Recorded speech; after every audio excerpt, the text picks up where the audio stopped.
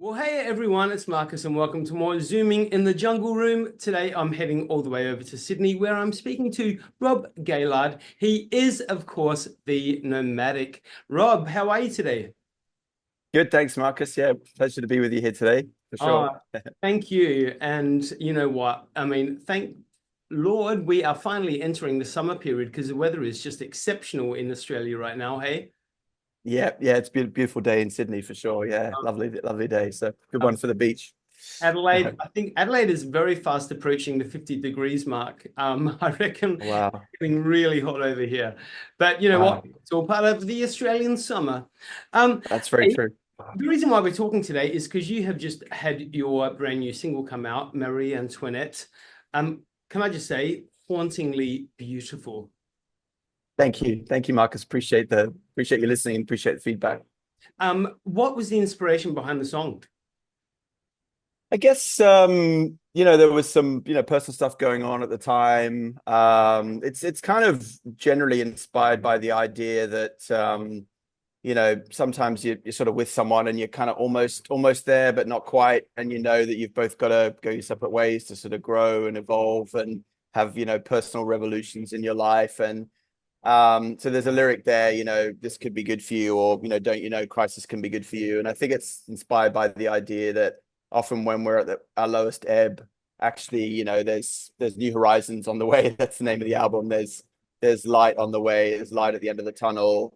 So it's sort of a message of hope that, through our darkest times comes a better future, really. Yeah. Yeah, that's beautiful. You know what? And I really appreciate that because listening to it again the next time, it takes on even more meaning. Um, of course, like you say, there is the new album, New Horizons, which comes out December the 14th, which is not far away. Yeah. Looking forward to that album. Yeah, it's been a while, obviously, as a singer-songwriter, you come up with ideas, you write songs, you then, get in the studio, you record them. It's quite a long process, right? So to get to that final step of releasing, and then of course there's the promotion behind it and playing live and stuff. But even just to get it out, I think is sometimes a huge step for artists, because there's a lot of, it could be imposter syndrome or not good enough or not ready. And so just to release it is definitely a huge sort of milestone, something to be celebrated for sure. Even as you move on to the next thing straight afterwards. Quite right, because while your audience, while your fans are enjoying that album and immersing in the fact that you've just brought out something new, you as an artist have already moved on to the next project. Exactly. That what the fans are appreciating as new, you're looking at as old already. It's crazy. Yeah, a little bit. Although I do sort of try to take time to listen through and appreciate all the work that went in. And I'm proud of the album and I'm proud of the songs. And I enjoy listening to the songs. I think you too once wrote the lyric, I'm just trying to write a song that I can sing in my own company or something like that, which I really resonated with, as an artist, that you've got to be able to write stuff that you're happy to listen to yourself. So I do try to take the time to listen through it and to pay it the respect it deserves. I think, yeah, Isn't that one of the tricks to life? Like take time to smell the roses. yeah, exactly, and enjoy the journey. That's certainly advice that's been given to me in music. Like just enjoy the journey because you can get very caught up in where am I at, how many people are listening, how many likes, all that kind of crap, and none of it really matters. It's just about actually just enjoy, yeah, as you said, not just music, life generally, just sort of enjoying every moment. Yeah. So Rob, for you, what makes a successful album in your eyes for you personally? I think sort of a balance of songs. I think for me anyway, because I tend to write in different styles. It's mostly indie rock, alternative rock. Maybe my first album, My Mind Is Racing, is a bit more poppy, but a blend of different music. Of the artists that I've been inspired by.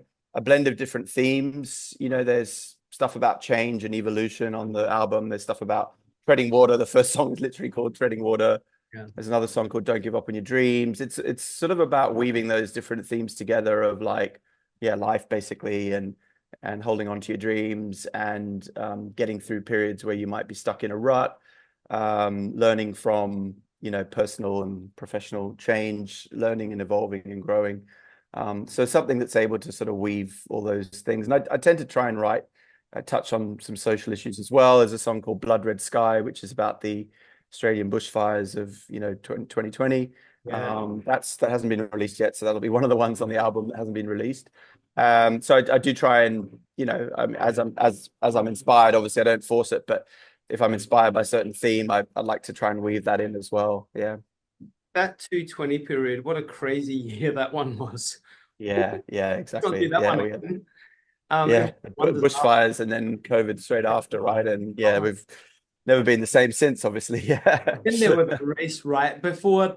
While we had our bushfires going on, there were the race riots occurring in America. Yeah. It was just Yeah. a bonkers year. The world was just going like we just lost our place. Obviously Yeah. for Yeah. very, very good reasons. But hey, let's talk about the positive things. Don't give up on your dreams. I was actually listening to that one yesterday, actually, and this morning as well.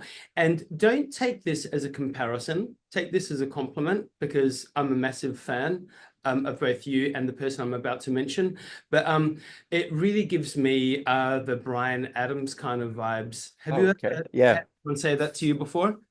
Yeah, I've had that comparison a little bit, maybe with the latest songs that I'm releasing, which is sort of more in that style. Yeah, for Yeah. sure. No, I'm very happy with that comparison. Thank you.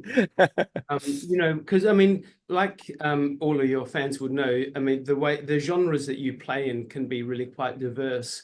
Whether it be like I said, the previously mentioned the haunting ballad, Marie Antoinette, or you go into the pop rock, you go into indie. You're really quite diverse, and I like that about an artist. I think a good artist likes to play because we get bored, right? Yeah. Yeah. Hey, the Nomadic. I mean, I'm going to take a stab at this. I'm pretty sure why you call your artist name the Nomadic, and obviously you've lived in Burma, Singapore, the Solomon Islands, the UK, and of course one of your most cherished places that you've lived, and one of the places that you were inspired by most, New York City. Yeah.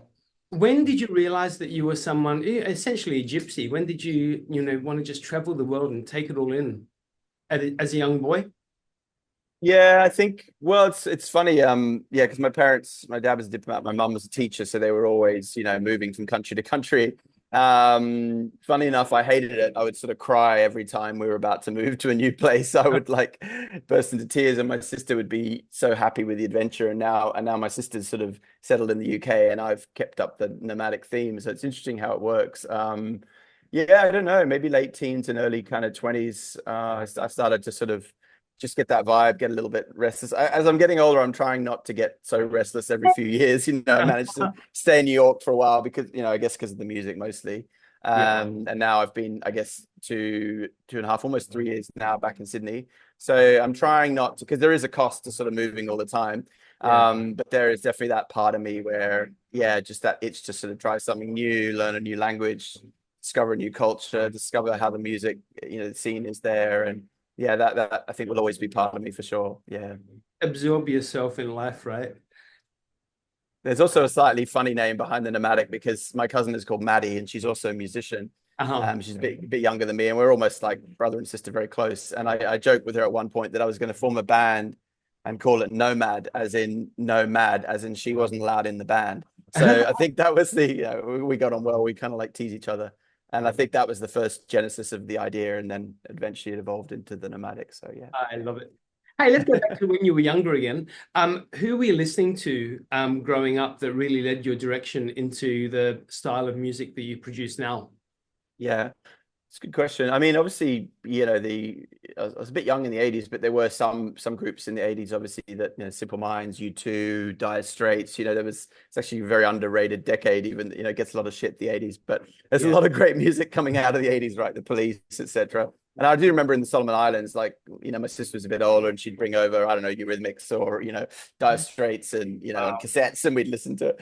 And then in the 90s, I was in the UK for sort of like the Britpop kind of revolution, Oasis, Blur, Radiohead, Richard Ashcroft, The Verve, and then later, obviously, Coldplay, the 1975.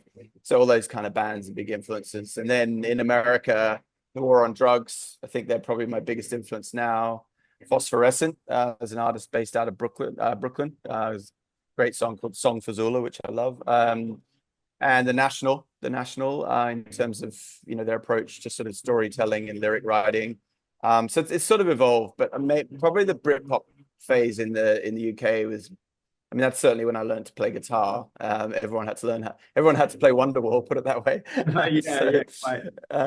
So probably that period was maybe the biggest influence. That's when I first started to sort of write songs, and yeah. But yeah, it's probably evolved from my time in the US as well. Bruce Springsteen, Bob Dylan, they're probably big influences as well. Yeah.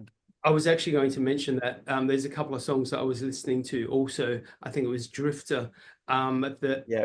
I was going to say gave me the Bruce Springsteen vibes as well. Yeah, there's a recent release, just came out the 1st of November, actually, before Marie Antoinette, called The Absolution. Yeah. And that some people have sort of mentioned that I personally wouldn't, but other people have sort of said that Bruce Springsteen, only because I'm a huge fan, and I think it's a bit sacrilegious for me to say that. But a couple of people have said, you know, that's a bit reminiscent of Bruce Springsteen. So yeah. Hey, who would be your dream collaboration in a future project as an artist? Oof. Wow. I think probably Noel Gallagher,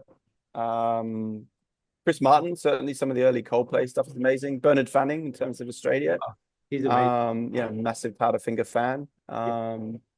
And yeah, those would probably be the Kurt Weill maybe as well. Any of the sort of the war and drugs stuff.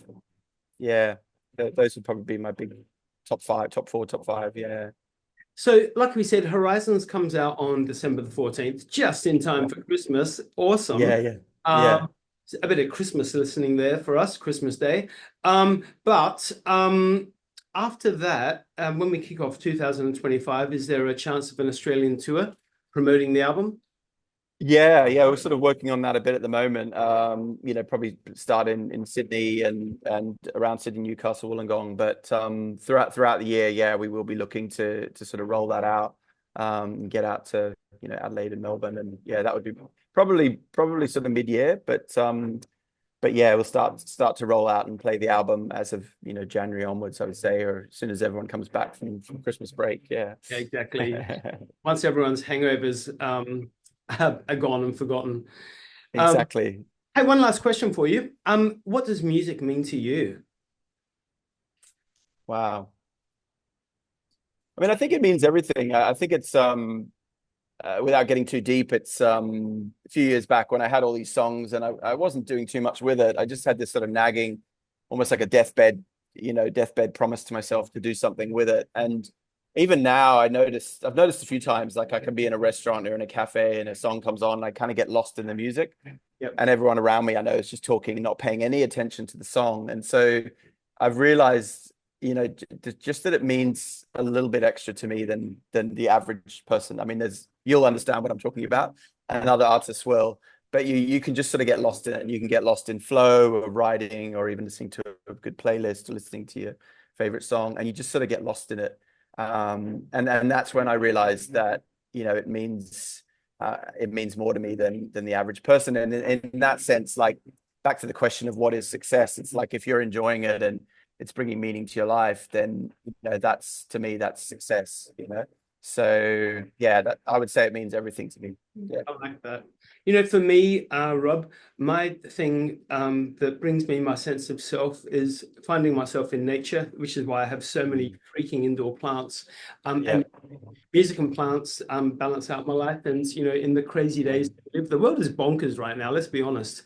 It doesn't seem to be ever getting any better.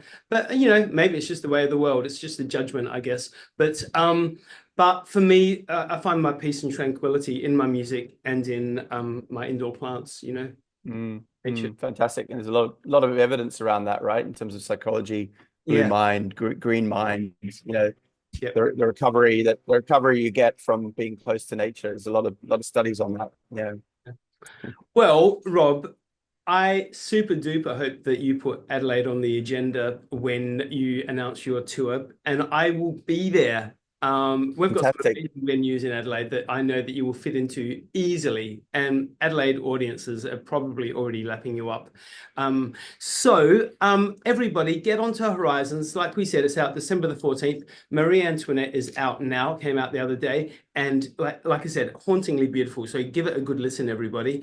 Rob Gaylard, what an absolute pleasure. The Nomadic, I wish you all the best success with the new album, and let's catch up in 2025. Awesome. Thanks, Marcus. Thanks, my Have a friend. great weekend. You too. Bye-bye. Bye. Take care. Bye.